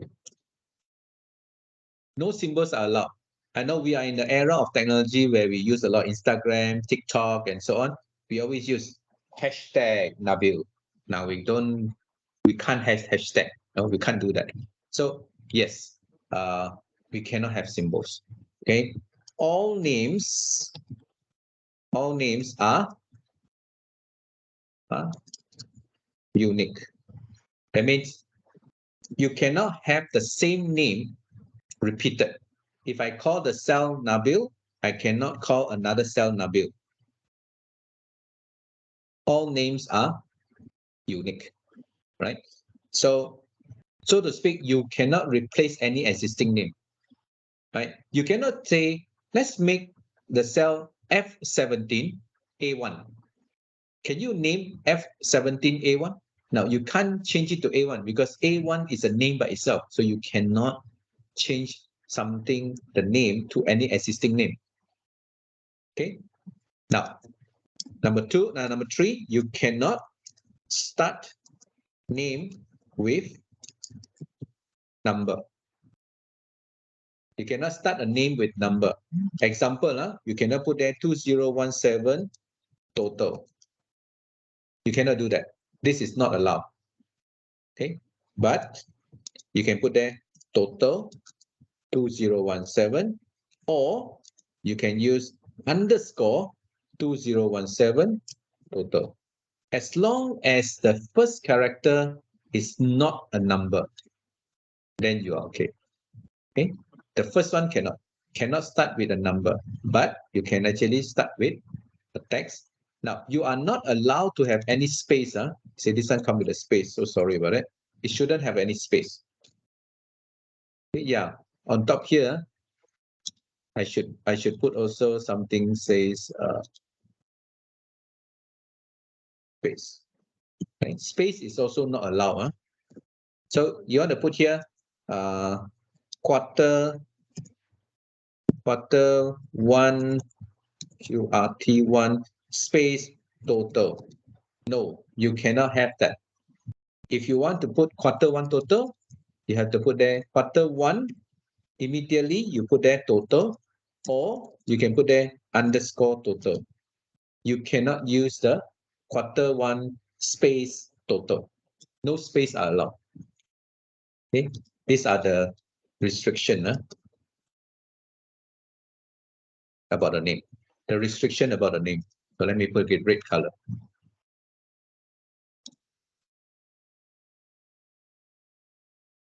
Are we okay so far? Now let me go on a little bit more. Now, if so far what I'm trying to tell you is you only have one cell, one name, right? Now it doesn't have to be one cell, one name. It can be a range of cell, one name. So if I were to call this cell, this E3 to E13, I would call it online. Then I will call this direct. I will call this retail. I can also call this 3 cell here PSD 500 ml. So it regards to whether it's horizontal or vertical. You can name them. You can even call this numbers. So 3 column and 11 row. This area is called numbers. You can do that. So let me prove to you. So I'm going to highlight this and I'm going to call this one online. Okay, so let me go back to this worksheet. My boss now asks me, can you tell me what is the total sales for online? So all I need to do is just total. Total, I will use sum. Then I put that online. I don't even need to remember which worksheet or what range. I just put that equal to sum total. So it's 123,658.64. Let's check. 123,658.64. Now, if I write the formula down here, okay, let's say here in this cell here, I put that equals to sum, and I put that online. You notice they highlighted the range online for me. So that's why you get 123,658.64. So the formula actually relate to the online. From now on, when you write your formula, it doesn't have to be so technical anymore. It can be very English, very human. Got it? Same goes if you name them horizontally. You can say, okay, what is the total sales for PSD 200 ml? So then sum PSD 200 ml. That's it. All right. So once you understand the concept, you can apply it in many places. So if I put this 3 column times 11, I have 33 cell. I call this one numbers. I just give a name lah. I call it numbers. I call this numbers. If I come here, I can actually here says equals to sum of numbers. Numbers. What did I type? Equal to sum numbers. So when I press enter, I'll get this 222. Right. So let me just put this on the side here. So this one is the total. Okay, so I want to know what is the highest number. What is the highest number? So here I will just put equal to max numbers. So the highest number is 19710. Let's see whether the highest is 710 or not. So if you look through everything here, this is the highest. 19710. Okay, so when I put this, I say equal to max. Max will find the highest value for me. Then I put in numbers. And so they found 19,000. Of all the number here, they found that 19,710 is the highest number. So if you have a straight numbers here, you have a lot of number, your bosses want to ask you, what is the highest number so far? The highest bidder. They don't want to know who's the bidder, the highest number bid. You can do that. Just take max. So you select all the number.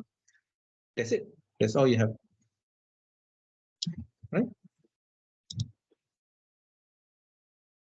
So names are very, very useful moving forward if we were to discuss any topic on formulas in our next upcoming sessions. When we talk more about formulas, you will notice that I'll be using names in most of my formula, especially when I'm using formulas such as if logic, VLOOKUP, and many more. I will be using a lot of names. Instead of using references, which is going to be very hard for us to understand this reference, where is it from? So when I give them a special name, they know where are they coming from. Okay, so we will be doing more sessions to come about formula. Then, yeah, we will talk about that. All right. Now, I still have my last 10 minutes. Then I have these 5 worksheets that I'm going to work with. I have Donna, Rebecca, Smith, Vanessa, followed by general report. Basically, they're just one topic. Now, listen, the next last topic that I'm going to talk to you about has nothing to do with names anymore. I'm showing you another very useful reference that can be used. So far, we have already discussed relative, absolute, and mixed. I didn't give you an example of mixed. I've just explained to you. Maybe in our next session, if we have an opportunity to meet again, I will talk to you about that. Now, this last topic that I'm going to talk to you about, I want you to observe all the worksheet first. How I designed this 5 worksheet is, I designed for Donna. So I type product 1 to product 11. I put product name, item, quantity, product sales, and I put all this information. I designed this. And yeah, this is what I do. So after I have done this, I've just come down here. Right, sorry, I just come down here. Then I copy, paste, paste, paste, paste. So these 5 worksheets that I'm having now, they look exactly identical. I'm talking about the structure. I'm not talking about the value. I'm talking about the structure. Because each and every one of them, Donna, Rebecca, Smith, and Vanessa, they are selling different quantity. That's why you see the numbers are different. However, the last worksheet does not have a quantity. Because the last worksheet here comes with the consolidation. I want to know this team A comprises of Donna, Rebecca, Smith, and Vanessa. What is their total quantity sold for product 1? I want to know what is the total. So a lot of us will write a formula like this. We go to this part here, we say, you're welcome, Ajay. Welcome. All right. Now, let's take a look. A lot of us will write this kind of formula because I see a lot of movement in the chat. So I just stop for a while to look at it. I will scroll back and have a look later. Now let's take a look at this. Equals to, and many of us will do equals to, we'll go to Donna. We click this C5. Then we say plus Rebecca C5 plus Smith C5 plus Vanessa C5. So when I press enter, let me put the formula text up here.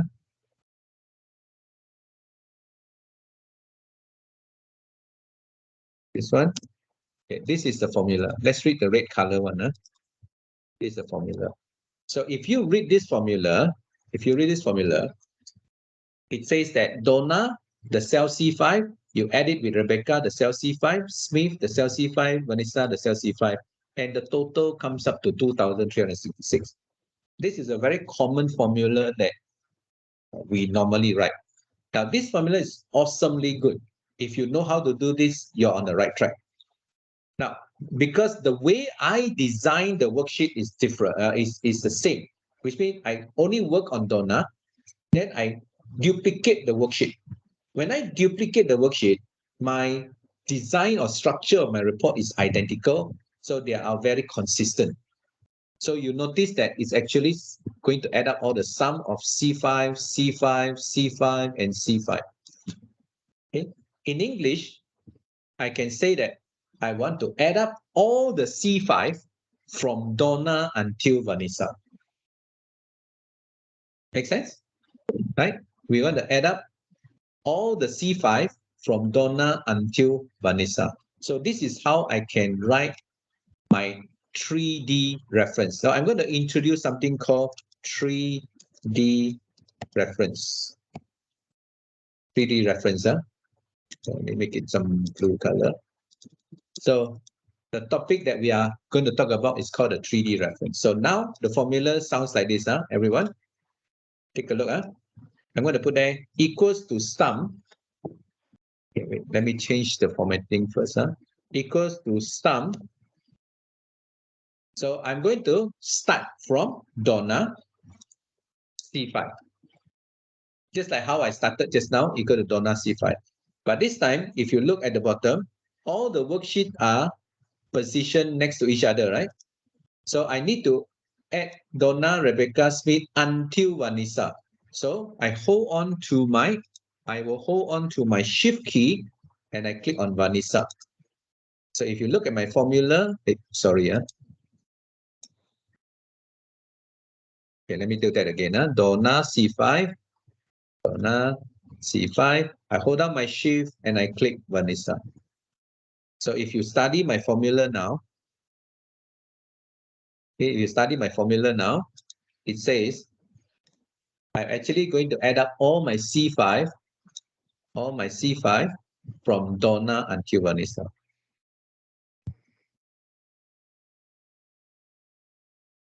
Right? So Donna to Vanessa, C5. So that's the answer.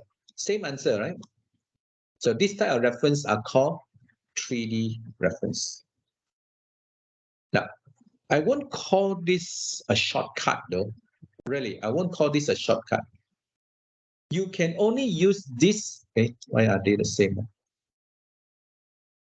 Oh, I think I know why. Let me excuse myself. I think I made a blunder. I'm doing it on both the worksheets, so they are the same. So let's just I cannot undo this. So let me just close this file. File save as. Let's put an A at the back. Sorry, I made a blunder.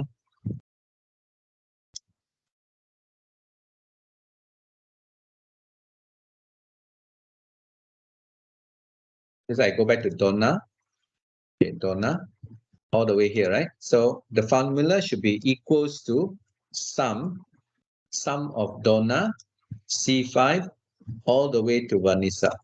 Right, so that's the formula. So when I copy it down, you have different number. Okay, so let me just put equals to formula text. Formula text of this stuff.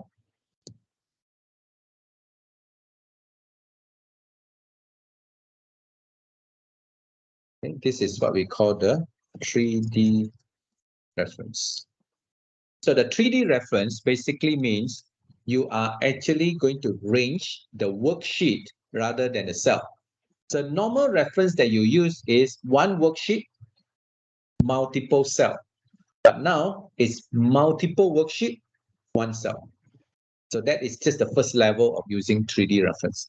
Multiple worksheets, one cell. So this formula, like I said just now, I won't consider this as a shortcut. This can be done, this function can be used only you design all the worksheet down here consistently. That means they are coming from the same reference, their arrangement is the same, then you can use it. However, if all these worksheet that you are working on, the design is different, the location of each product is different, right? Some are in column C, some are in column F, some are in different row, number 10, they are all different. Then the first formula that I've written is the best formula. You have to match one by one in order to add up the value. But since I designed them in a way that is very consistent, very structured, then I can use this method to write my formula so that I don't have to work so hard. Remember, my objective I want to show you is, what is it? Simplify your daily workflow. Don't work so hard to get your work completed. To get your work completed. Okay, where is it now? Over here. All right. Now you can only use with the condition that the worksheets are all very, very, what do you call this? Consistent. Right. So I hope you like this 3D reference. Play around with it. If you have any question, you can catch me, right? So what did I just talk to you about is very, very basic information on Microsoft Excel 101.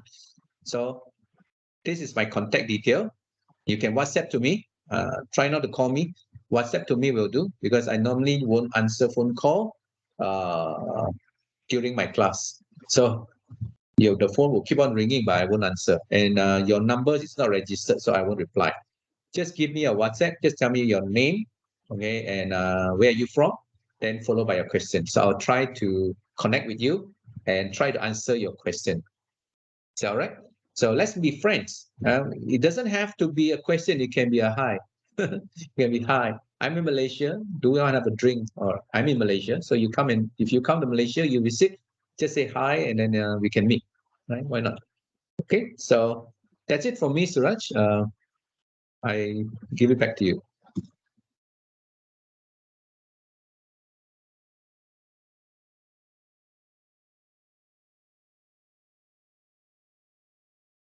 Thank you, Kelvin, for the session. It was really interesting. Even for me, I was listening to all the time. Those are really, really helpful tips for the Excel to make it really short.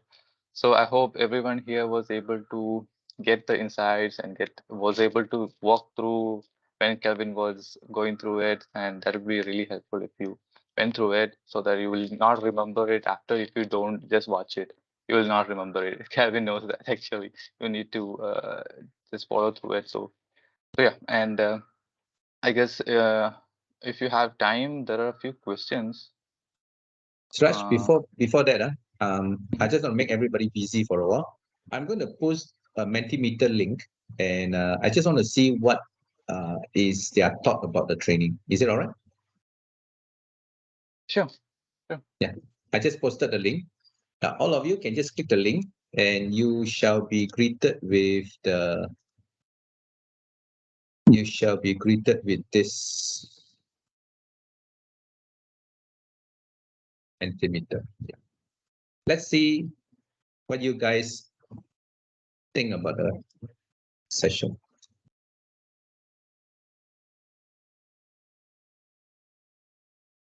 I don't know who write this. There are so many of you, so there's no name mentioned. Just what you feel. What is it that you like about the sharing session? Let's go through this. Wow.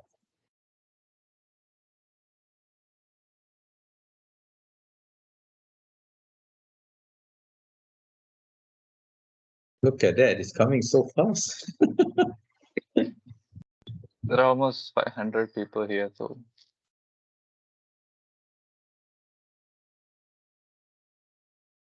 So we have a 50% audience. Mhm.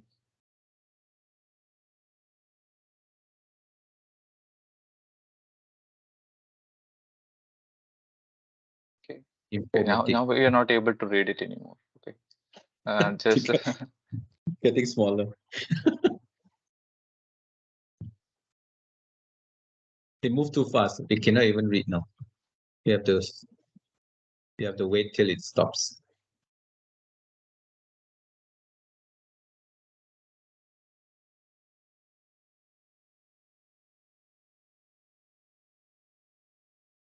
okay. So these are a few questions that I noted Okay.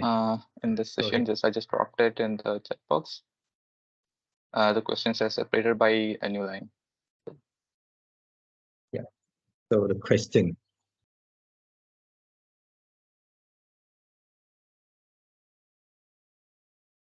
So If we thank you don't have all. the actual code, it won't be easy to see the formatting in detail.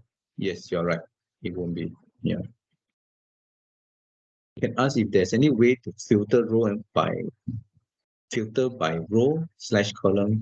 by color. Yes, of course. There's a feature that you can in the filter. When you scroll down, you can go to custom. In the custom, you'll be able to see something called filter by color, not by cell value, but cell color. Yes, go and try it out. You go to custom filter. How can we color a specific one row? I mean, not only number, but the whole cell containing the number. All right, we can do that. This will help me to craft our next session, right, Suraj? This question. Sure. Sure. We can definitely think of it. So 121 feedback and still more coming.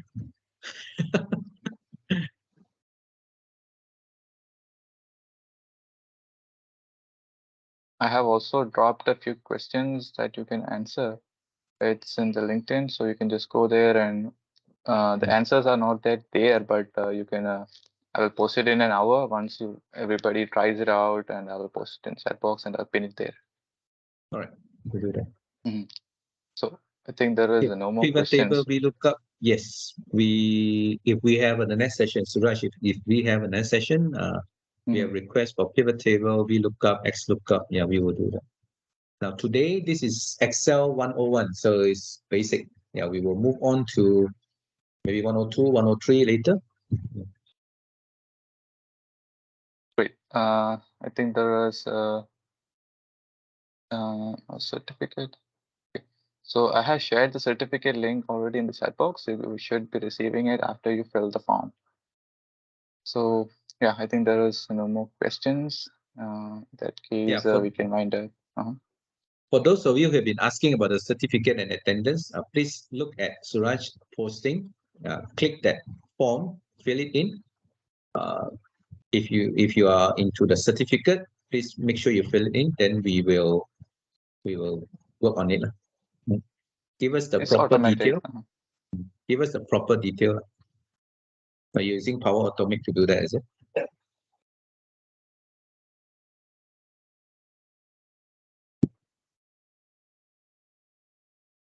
Okay, for more webinars like these, please do join the community to make sure you don't miss any. We do have a couple of other events that are coming up and a couple of trainings as well. So you can stay updated in the community.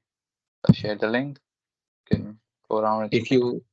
If you know any of your friends who have registered but missed this session, you can share them the link of the video and also tell them to join us in the next session. Yeah.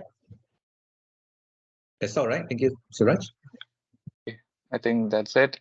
I will answer the question in the LinkedIn or in where can I answer the question, Suraj? So if they're joining WhatsApp, or you can join the community so that they can ask it there and you can answer them. That'll be easier.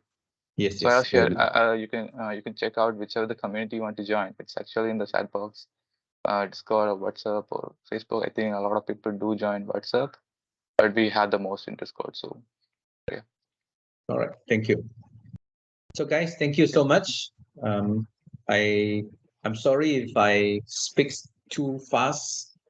because of the amount of topic that I need to cover. So I just have to keep on moving.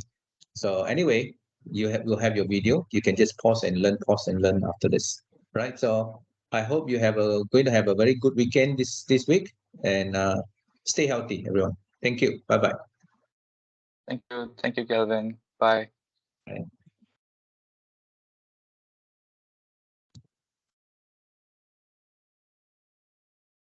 Oh, there are 400 old people. Huh?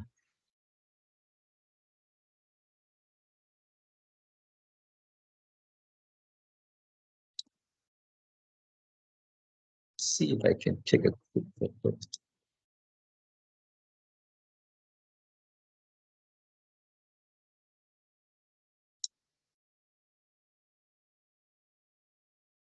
Oh, I can't take a together one because there's only